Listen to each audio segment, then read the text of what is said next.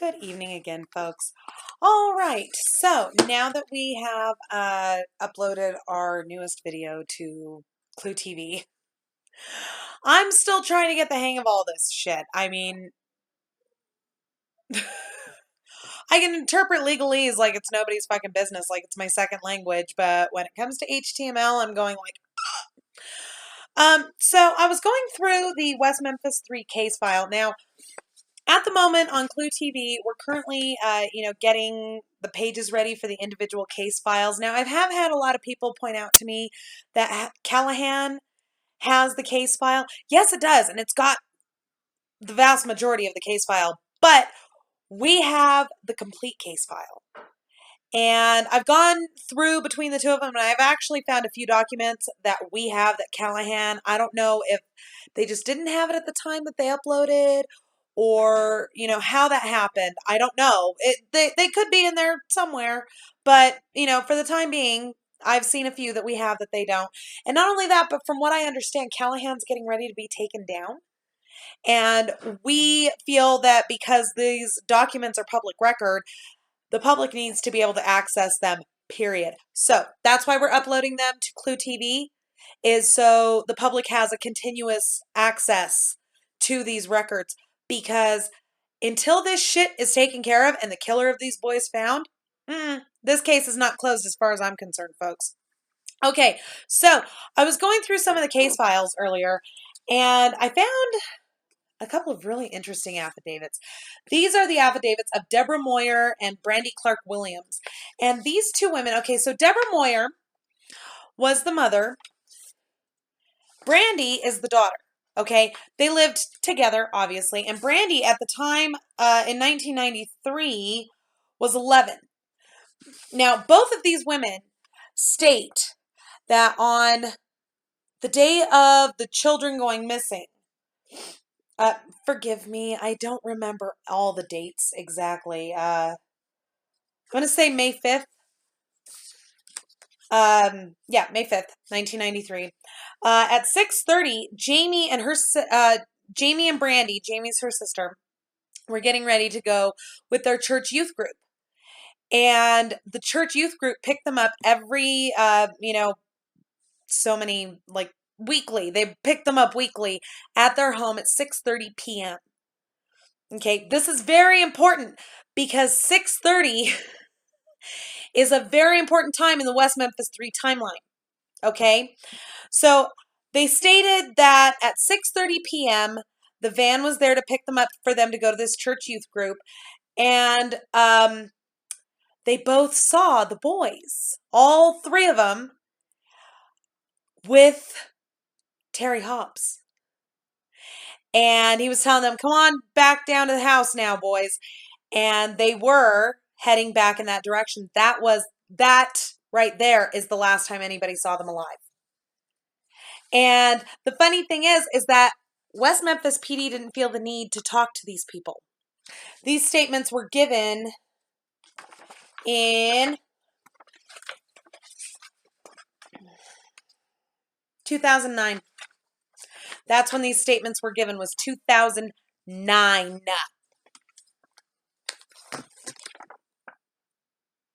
Funny, according to Terry, at 6:30, he was looking for the boys. And yet, we have two witnesses here that state that they saw them with Terry Hobbs. The fuck? Now, this other affidavit, this other piece of information that I have here is the transcription of Tiffany Daniel Allen, who was interviewed by Detective Ridge of the West Memphis Police Department. You all remember Detective Ridge? Oh, he of the lost fucking evidence and not concerned about it whatso fucking ever. He interviewed Tiffany on October 7th of 1993. He gets into how she knows Jesse Kelly. Apparently they, kind of sort of lived in the same neighborhood there for a while. Jesse was spreading a rumor that him and Tiffany had, done the deed. And she was really pissed at him. They had had a confrontation, blah, blah, blah. So now we get to the interesting part. She tells him about the next time she sees Jesse. She's with her boyfriend. Her boyfriend steps between her and Jesse. Her boyfriend hits Jesse in the face, and then Jesse hits her. Now, we've already all established that Jesse Miss Kelly at this time had anger issues. We saw in the documentaries where he broke his hand punching the toilet. So, I'm not excusing him. Believe me, I'm not excusing him. I'm just saying. Okay, but this is where it gets interesting. This is fucking creepy. And again, link below. There you go. Okay, so here on page 2, about halfway down, Ridge starts asking her, sorry, I heard a weird noise. Ridge starts asking her, okay, now this group, she's saying they would be, this is because Jesse's girlfriend threatened this little girl, I'm going to get some people to come after you. Ridge tells her, okay, now this group, she's saying they would be after you. Do you know of a satanic type group that exists in Lakeshore? Alan says, no, sir. Pay attention. This is going to become important in a minute. Ridge says, you don't know of one at all? She says, no, sir. He says, and I highlighted it in pink because this is very important. Now, the talk is that one does exist and there are things that happen. And she says, yes, sir. Now, what y'all have to remember is that, there I go again. I talk about West Memphis, Arkansas, and all of a sudden I'm saying y'all. What you guys got to remember is that when she says, yes, sir, after that statement, what she's doing is typical Southern politeness. He says, now the talk is that one does exist and there are things that happen. And she goes, yes, sir. As in, okay. That's Southern talk. That's how they talk down there. That's how they, and children are taught to be very respectful of their elders. Doesn't matter who the fuck you are. So down there, I was called ma'am by everybody. Everybody. Children, I didn't even fucking know. I'm sorry, ma'am. The fuck did all these manners come from? Down there, they call it home training. If you acting a fool, act like you ain't got no home training. Fucking hilarious. He says, okay, do you know when that would, okay. He tells her, where are those things happening? She says, it should be in a field behind the old sewage plant back there. Now she's telling him rumor.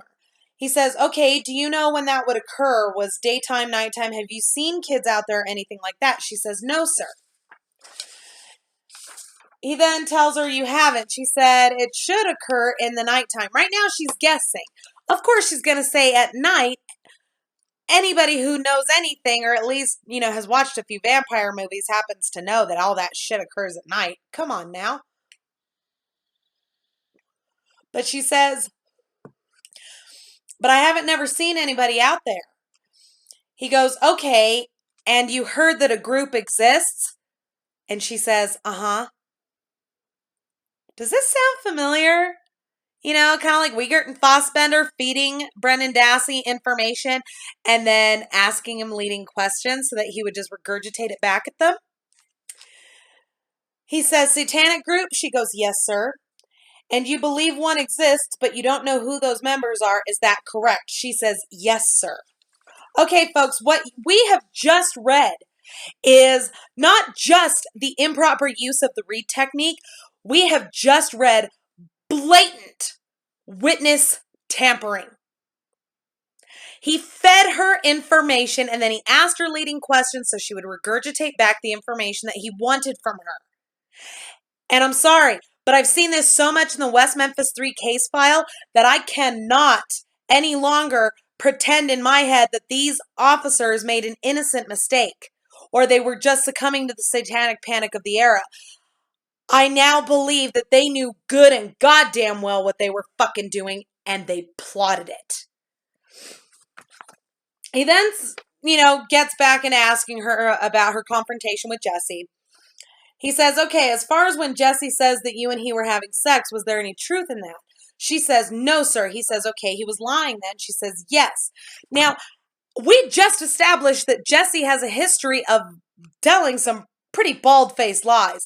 Why in the fuck would they buy that he was lying here and not in his fucking confession? Hello, common fucking sense. He's already been proven to be an unreliable and questionable witness. Hello, his integrity is questionable. What the fuck is wrong with you people?